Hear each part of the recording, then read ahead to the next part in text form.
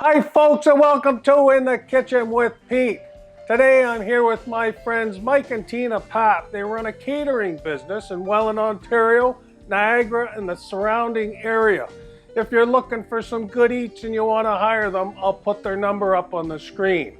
Today we're doing their homemade egg yolk ravioli. It's outstanding. We're going to put a brown butter and sage sauce on top. We're going to start out with showing you a little bit about the pasta. Now they've rolled out their own pasta, but I want to give you some options. You can use a roller, or you can roll it out by hand, or you can use a wonton wrapper. Now you have to thin it out, but they work beautifully, saves a lot of time. Now we're going to use some ricotta filling in these as well. So we're going to get Tina up to bat and put it together. Let's get to it.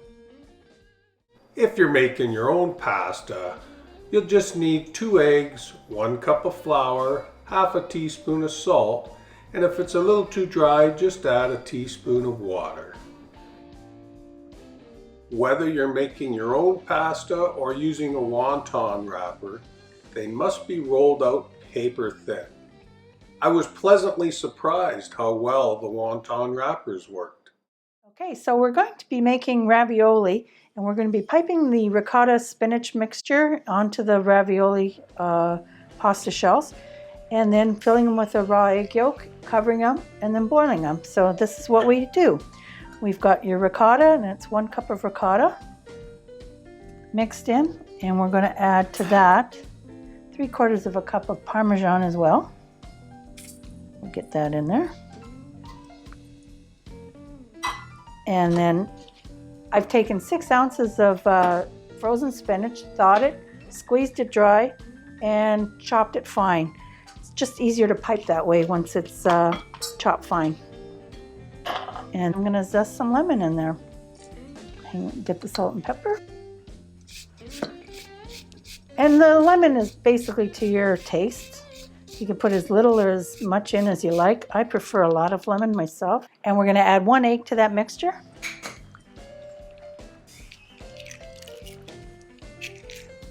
And you can add a little freshly grated nutmeg. Okay, give it a good mix. And then we're gonna put it in a piping bag, or you can use the easiest thing, a Ziploc bag, cut a little slit in the bottom, and you're ready to pipe. And that's it. Okay, so now we've got our ricotta mixture in our piping bag, in our freezer bag, and we're just gonna snip the corner, but we've got our fresh made pasta here ready to go. With our pasta, we use 2 sizes of rings, one to mark out the diameter of the ravioli, and a center ring just to mark our piping area for the ricotta mixture. Okay, I'm gonna cut the bag now, and we're gonna start piping. There we go. And you want to keep in the circle.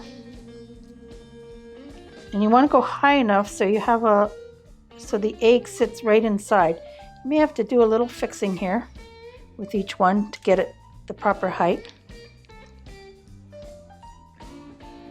You want to keep it tight as well so it's not so big.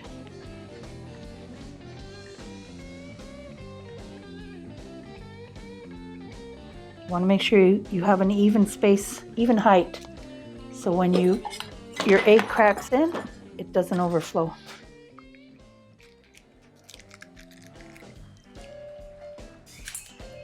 And of course, the best thing for straining eggs are your fingers.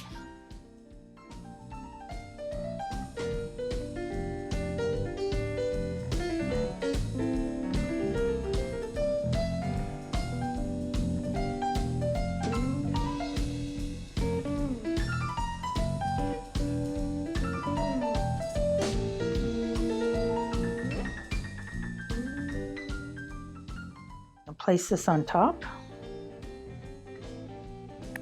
And what you want to do is form a cup and totally seal the edges.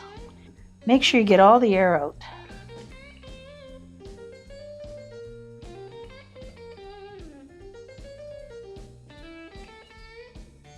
Now that our pasta is all sealed, we're going to take our 4-inch ring that we started with to mark them and give them a little cut. So we end up with our nice little raviolis. There we go. And there you have it. Ready for the water. Today's a unique day. We have friends joining us. Live studio audience. Thanks for joining us, guys. What a fun day. Well, let's get back to the ravioli. What we're doing now is just browning the butter. I've got a half a cup of unsalted butter here on the stove. And when this gets nice and brown, little crispy bits in it, which actually gives it a nice nutty flavor, we're going to add some sage leaves.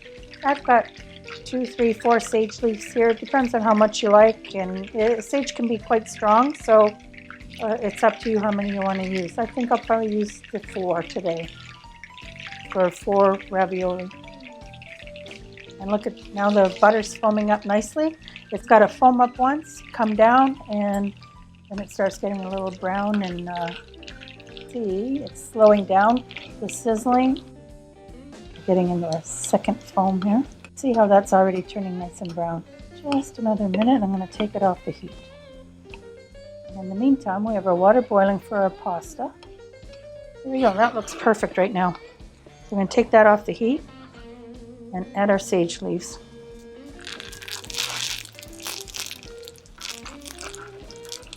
And that can sit a couple minutes while our pasta boils. It's very important to salt your water when making pasta. Don't be shy with it.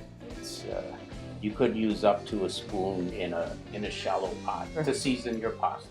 Now we've dropped the raviolis in the water. They only take about 3 minutes, just like cooking a poached egg. You'll know they're done when they start to float. Okay, these are ready to come out now. What I'm going to do is just drain them on a paper towel to get the excess moisture off, and then we'll be ready for plating. All right, we're going to go to the plate now, and there's our ravioli. I'm going to drizzle some brown butter, and you can see how nicely that butter got toasted. Perfect. We're going to just do a light dusting of Parmesan cheese for decoration, a nice little sage leaf to show what's in the butter, and we're good to go. Oh my, I gotta show you this. Just slicing into one of these beautiful raviolis makes my mouth water. Well, there's only one thing left to do.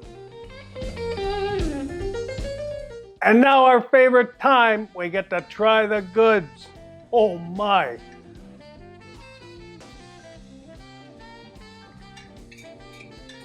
That's yummy. Oh man.